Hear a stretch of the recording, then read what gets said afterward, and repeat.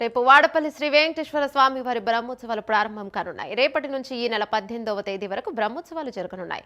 బ్రహ్మోత్సవాలకు సంబంధించి అన్ని ఏర్పాట్లు పూర్తయ్యాయని ఆలయ డిప్యూటీ కమిషనర్ నల్లం సూర్య చక్రధర్రావు తెలిపారు. ప్రతిరోజు ప్రత్యేక వాహన సేవలు, హోమాలు, పూజలు జరగనున్నాయని ఆయన చెప్పారు.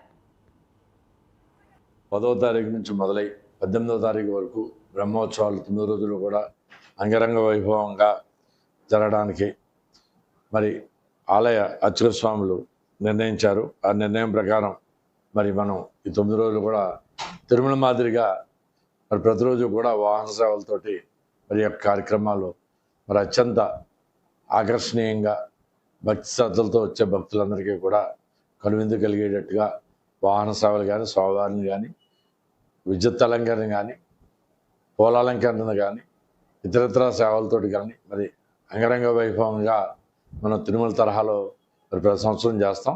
ఈ సంవత్సరం కూడా తప్పనిసరిగా అలా చేయడానికి మనం చర్యలు తీసుకోవడం జరుగుతుంది. అందులో భాగంగానే కొన్ని టెండర్స్ కూడా పిలవడం జరిగింది.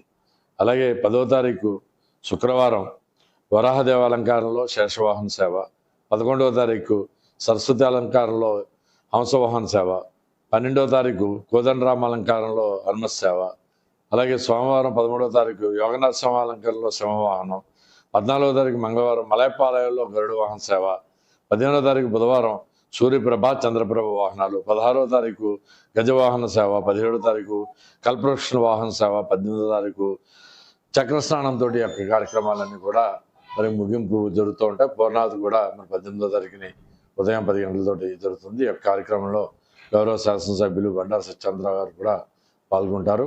అలాగే శనివారం మరి 11వ తారీఖు కూడా మరి పుష్పయోగోత్సవం కూడా అంగరంగ వైభవంగా శనివారం నాడు ఇక్కడ జరుగుతుంది.